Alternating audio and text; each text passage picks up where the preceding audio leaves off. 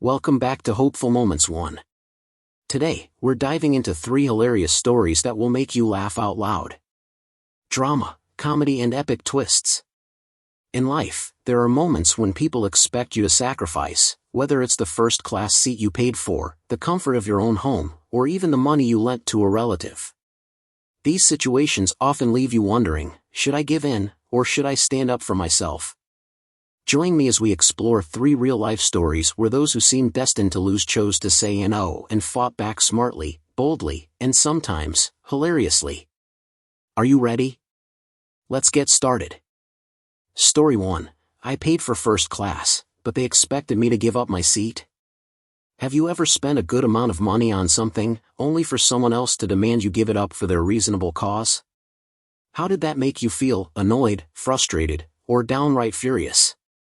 I experienced this exact situation on a recent flight when a complete stranger tried to pressure me into giving up my fully paid first-class seat. But this wasn't just about a seat on a plane. It was about principles, personal rights, and whether we should always cave in just because someone makes a request that sounds reasonable but is actually entitled. As a frequent traveler, I know all too well the misery of economy class, cramped seats, getting squeezed between 2 large passengers, or having a restless child kicking the back of my seat for hours. But this time was different. I decided to treat myself, to break the cycle and book a first-class ticket, a golden pass to flying heaven. Spacious legroom, cloud-soft leather seats, gourmet meals, and most importantly, the ability to recline without guilt. I could already picture myself sipping a glass of wine, enjoying uninterrupted sleep, and finally having a peaceful flight. Everything seemed perfect. Until fate decided to mess with me. Just as I stretched my legs in sheer bliss, a chilling sensation ran down my spine. Not from the air conditioning, but from the eerie feeling that someone was staring at me. I opened my eyes and there she was. A woman, standing right in front of me, holding the hands of 2 young kids. She looked down at her ticket, then up at me, her eyes sharp, the look of someone who had just realized their favorite meal had been snatched away from them. Silence. She looked at me. I looked at her. Her kids looked at me like I was the dragon guarding the treasure their mother wanted. I swallowed hard. Warning alarms blared in my head, red alert. Drama incoming. Then, she spoke. "Mom, excuse me, but would you mind switching seats with my son? He's scared to sit alone."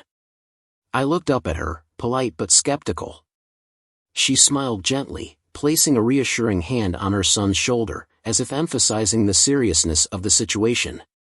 I glanced at the boy, he seemed perfectly fine. No tears, no trembling, just a kid glued to his phone, completely unbothered. I raised an eyebrow. "Oh? And where's his seat?" Her smile widened confidently. "In economy class." Economy class? Did I hear that right? It took me a few seconds to process what she had just said. I almost laughed out loud. Was this some kind of prank? But the woman's face remained serious. No hidden cameras. No game show host jumping out, yelling, "Surprise! You're on a social experiment." Nope. This was real life. I gave her a polite, customer service level smile, the kind you use when someone asks to borrow money. "I'm really sorry, but I paid for this seat, and I'd rather not switch." And just like that, her expression immediately changed. She crossed her arms, raised an eyebrow, and looked at me like I had just insulted her entire existence. "You're a grown man. Do you really need to sit in first class?" I blinked. What kind of argument was that? Now, apparently, I was being shamed for wanting comfort that I had rightfully paid for. The mother continued, her tone now tinged with reproach. "My son is only 10 years old. He's very scared to sit alone." I looked down at the child. He was casually munching on snacks, scrolling through his phone, and even chuckling at a video. In my mind, I thought, "Kid, you seem more comfortable than I am." At this moment, I knew for sure this situation wasn't going to end here. The real turbulence was just beginning. Realizing she couldn't sway me, the mother changed tactics. She let out a dramatic sigh and turned to the surrounding passengers. Do you see this? This is how rare kindness has become.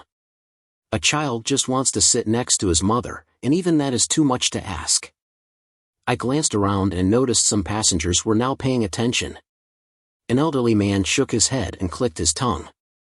A young woman pursed her lips. A middle-aged man raised an eyebrow, seemingly weighing the situation. It felt like I had just been dragged into a courtroom for a trial I never signed up for. But here's what they didn't understand: this wasn't about kindness or selfishness. It was about principles.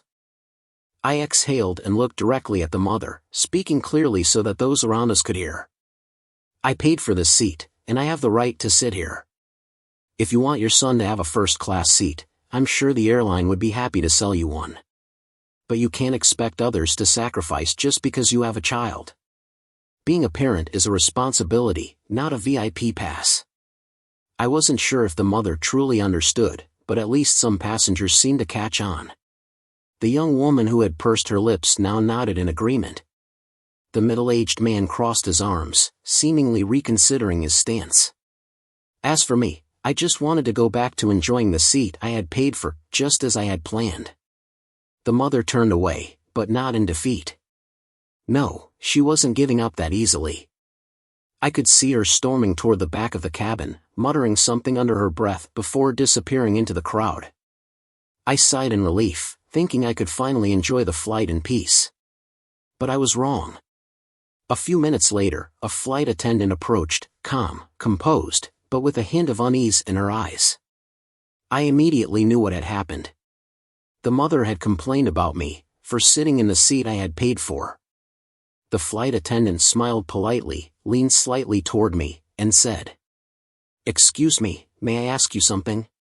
Would you be willing to switch seats? The passenger behind feels uncomfortable that her son is sitting alone." Round 2 begins.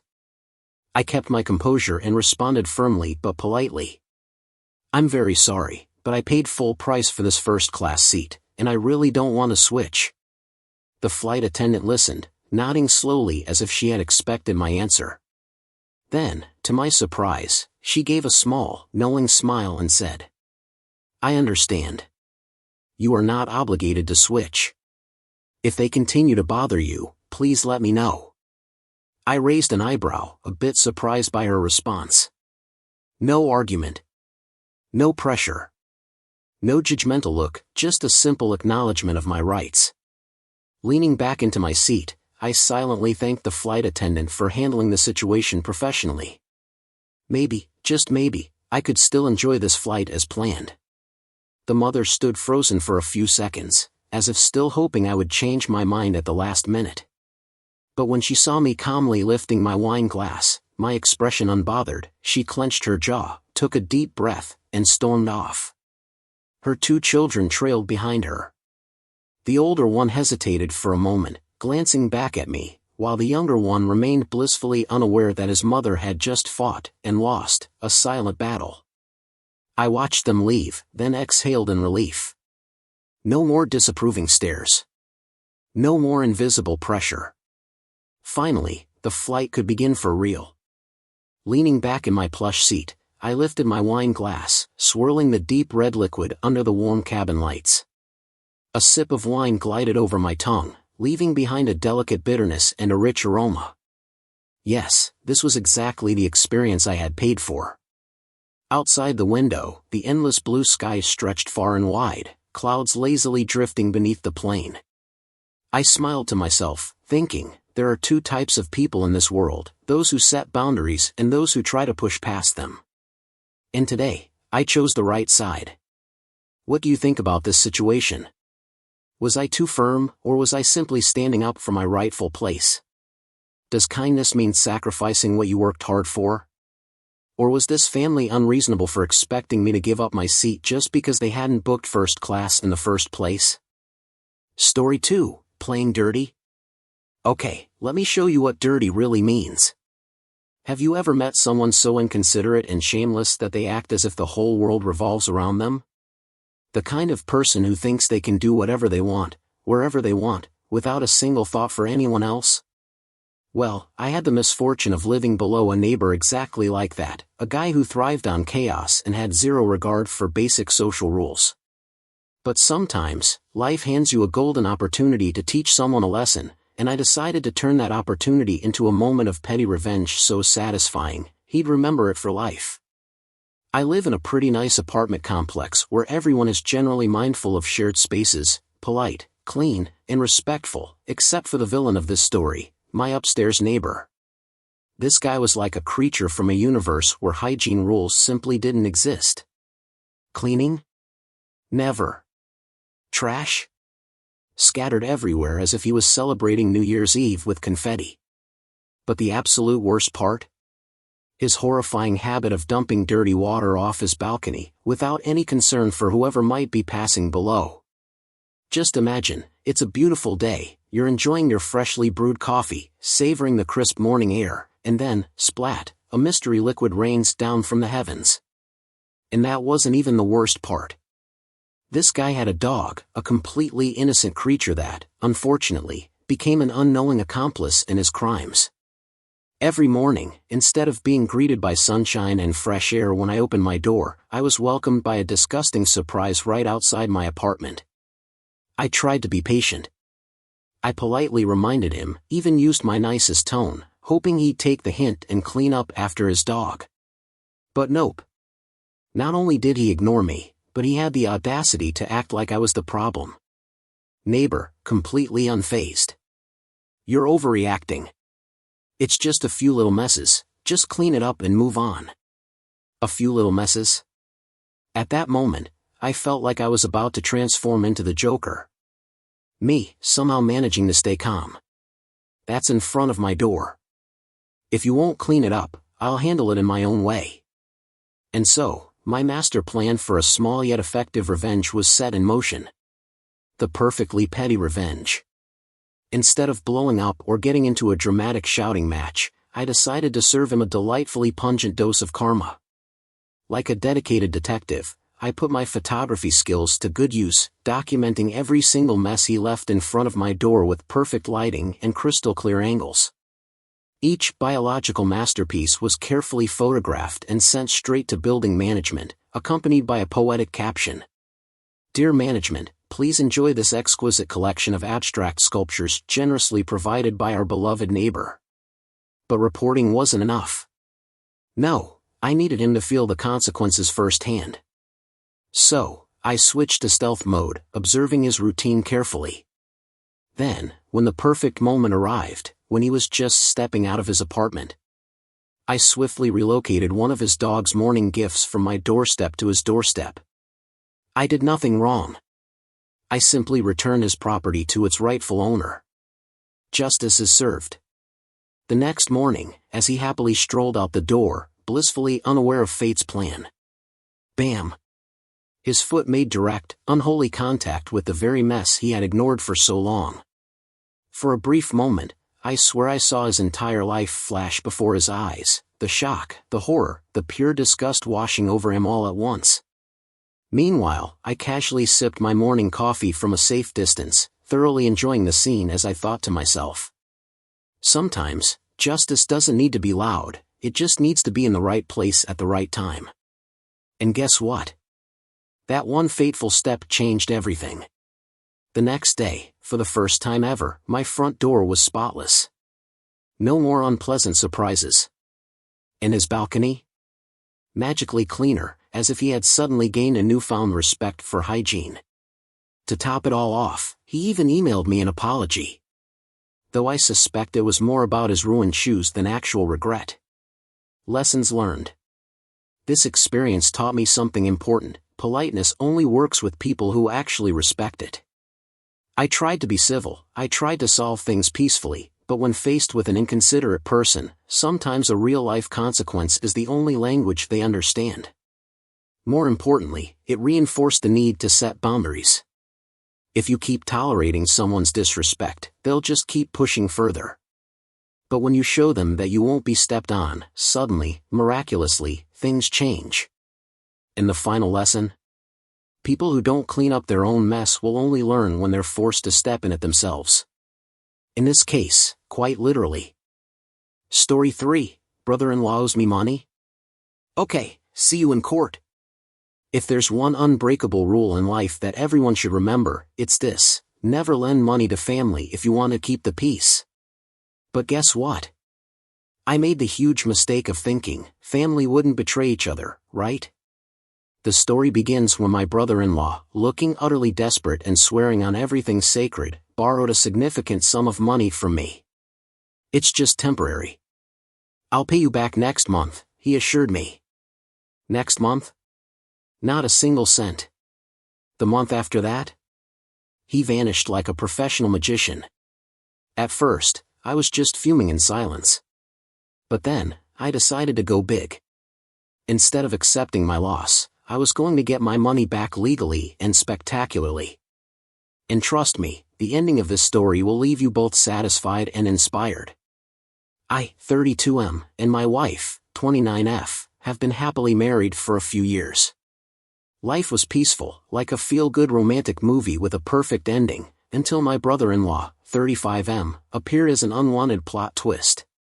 Not only did he appear, but he also brought with him a full-blown drama, like a tragic hero from a soap opera. Looking utterly miserable, sighing heavily as if he carried the weight of the world, he choked back tears and pleaded. I'm really struggling. My business is about to go bankrupt. I just need a little loan to get back on my feet. I swear I'll pay you back next month. My wife? Soft-hearted as a marshmallow left out in the sun. Me? Gullible as a hypnotized fool. Without hesitation, I handed him $5,000, a sum that wasn't small, believing in the noble idea that family never scams family. And then? He disappeared faster than a crush leaving you on read. Calls? Only the robotic voice of a disconnected number greeted me. Texts? Left on read, unanswered, ignored. Visiting his place? Dead silence, like an abandoned apartment. At this point, I still tried to convince myself, maybe he's really struggling. And then reality slapped me in the face with a Facebook post. There he was, posing next to a brand new, shiny car, captioned, "New journey, new beginnings." And just like that, my $5,000 had magically turned into part of his car's engine. That was the moment I stopped being naive. Being kind is one thing, but being scammed is another. And so, my revenge plan officially began. After realizing my hard-earned money had been used to finance my brother-in-law's luxurious new lifestyle, I knew I couldn't just let it go. I turned to my wife and firmly declared, I will get that money back, no matter what. At first, she hesitated, her voice uncertain. Just let it go. I mean, he's family after all. Family? Yes. But family isn't a free ATM. I couldn't let him think he could borrow money with no consequences. So, I sent him one final message, no pleasantries, no begging, just a direct ultimatum. You have 1 week to pay me back. If not, I'll take this to court. And guess what? Silence. No response, no excuses. Just pure, professional ghosting. Alright then, you chose the hard way? Fine by me. When kindness fails, the law speaks. I immediately got to work. Step 1. Gathered all evidence, his desperate text messages, email conversations, and bank transfer receipts. If I was going to sue, I was going to do it cleanly and effectively. Step 2. Filed a lawsuit in civil court, outlining every detail. No more Mr. Nice Guy, I was now the righteous plaintiff, ready to reclaim every penny. Step 3. Waited for the inevitable shock to hit him. And sure enough, within days, he received a summons from the court. No more hiding. No more blocking my number. He had no choice but to face reality. After weeks of waiting, the final judgment day arrived. I walked into the courtroom, armed with solid evidence. He looked like a kid called to the front of the class without doing his homework. All the confidence he had when flexing his new car on Facebook? Gone. Court's verdict? Crystal clear. He was ordered to repay the full $5,000, plus interest and penalties for deliberate non-payment. Total? Over $6,000. I saw him turn pale when he heard the final amount. One moment, he was a big spender in a new car. Now, he was the broke guy who had to pay back even more than he owed. And the best part? He was publicly exposed in front of the whole family. No one believed his temporary financial struggle story anymore. The sympathetic looks he once got? Replaced with disappointment and disgust. Speech balloon, I told you so, I whispered to my wife with a knowing smile. She sighed but admitted, yeah, you were right. Final thoughts. Family is family, but money is money. If someone borrows money with no intention of paying it back, don't hesitate to take legal action. Justice isn't just about getting your money back, it's about reclaiming your dignity and peace of mind. And next time a relative asks, hey, can I borrow some money real quick? I'll simply smile and say, sure, do you have a contract? Moral of the story. From being forced to give up a first-class seat, dealing with inconsiderate neighbors, to lending money that never came back, these all have one thing in common. If you don't set boundaries, people will take advantage of you. We're taught to be kind and helpful, but kindness doesn't mean letting yourself be exploited. If you don't stand up for yourself, you'll always be an easy target. Be kind, but don't be a doormat. Don't be afraid to say no to unreasonable demands. Justice isn't about being nice, it's about standing up for what's right. Because at the end of the day, life rewards those who know how to protect themselves. And if someone tries to scam their way through life, they'll eventually step into a trap of their own making.